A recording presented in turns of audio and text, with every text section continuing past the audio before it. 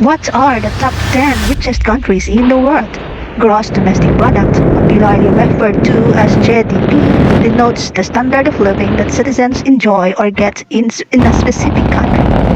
GDP is the criteria of knowing the wealth in a country that comes from various sources, a popular one being from the revenue generated from export, followed by income, consumption, and production of goods and services annually.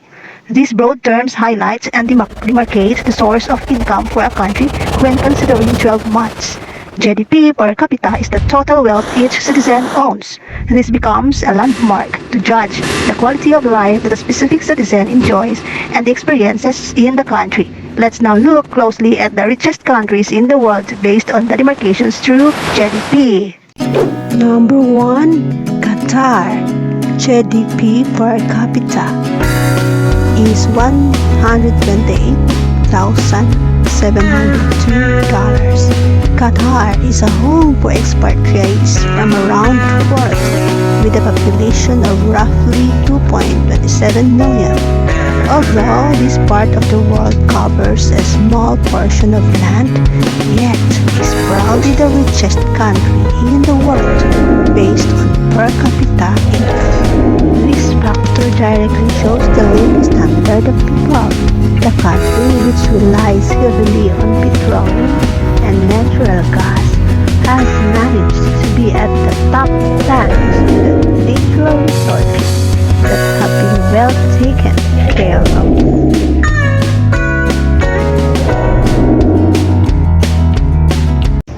Number 2. Macau. GDP per capita $122,489. The country's revenue comes from tourism, which has become a hub and has rightly generated a big part of income through the hospitality industry. The industries such as textiles and garments and financial services such as banking have added to the GDP. Macau is an inspiration as to how a small country can do wonders when worked collectively, thus giving its citizens high standard of life. Other countries should surely learn from the policymakers who have given us the deserving position of the world map. Number 3. Luxembourg. GDP or gross domestic product per capita is $122,489. A country that takes optimum care of the workers naturally develops a sense of togetherness, reciprocating by giving the best. Luxembourg is one such country that is home to a strong workforce thanks to steel giant ArcelorMittal and other industries, giving a favorable option for many not just to raise the standard of living of people back home, but also to strengthen the economy further. Being a small European nation, it has a population of roughly 600,000 and is the third richest country in the world. Number 4. Singapore. GDP per capita $98,014. Do you know the most important criteria to strengthen the economy? The country should have a favorable atmosphere where there is no place for corruption or under-table money. Singapore is the other name that offers a highly favorable investment scenario and attracts people who don't shy from investing there. One can experience how entrepreneurship blossoms in the country. It is possible through the government's efforts to favor business-friendly economies, which opens the way for mushrooming of industry regularly.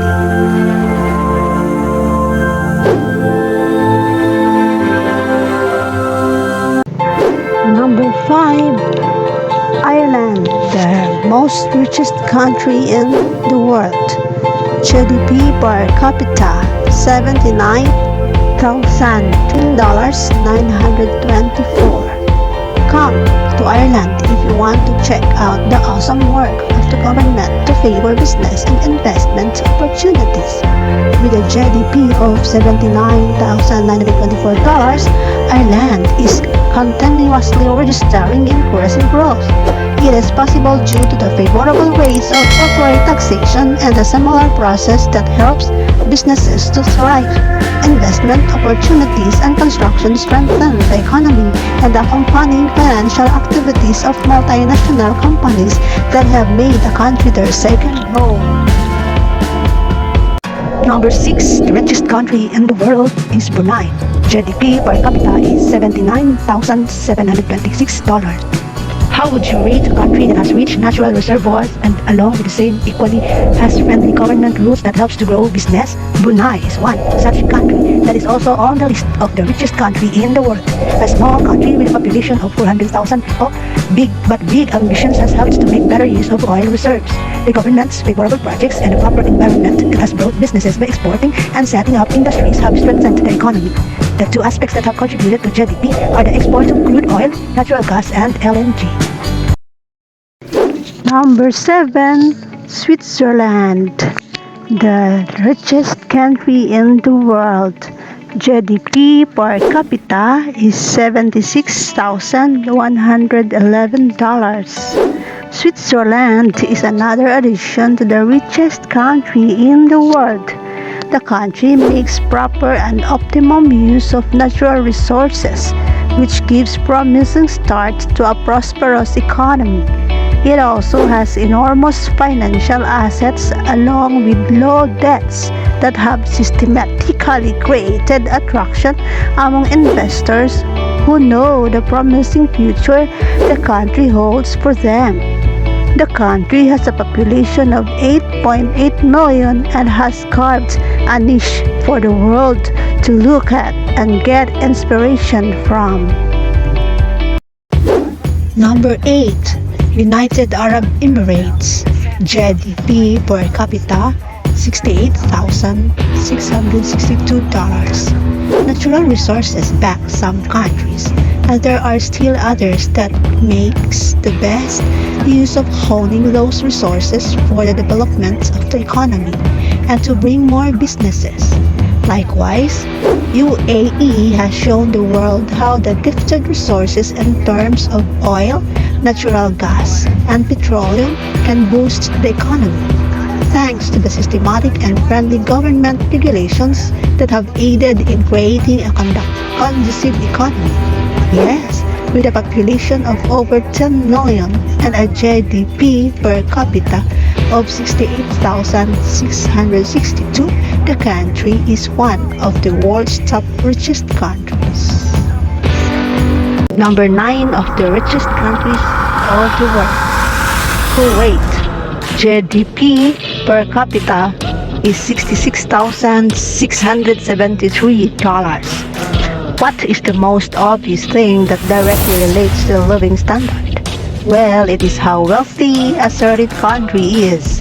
Rightly so, a rising GDP can give a more dignified life away from poverty and abuse in safe and hygienic conditions. Kuwait is another country with abundant oil reserves and a population of 4 million. The per capita income is high, thanks to the strong economy. The oil reservoirs constitute half of the economy and are continuously in the rising phase. Number 10, United States of America. GDP per capita $62,152. No wonder when it comes to considering the world's biggest economy, it has to be that of the USA, being a wealthy nation and an obvious choice for people to make their second home, irrespective of the geographical location. It is not just a country, but a way of hope for a better standard of living. The country's GDP is $62,152 and concentrates on its entrepreneurial economy in terms of having businesses such as Wall Street or the entertainment industry known as Hollywood. or even the technology sector that Silicon Valley denotes.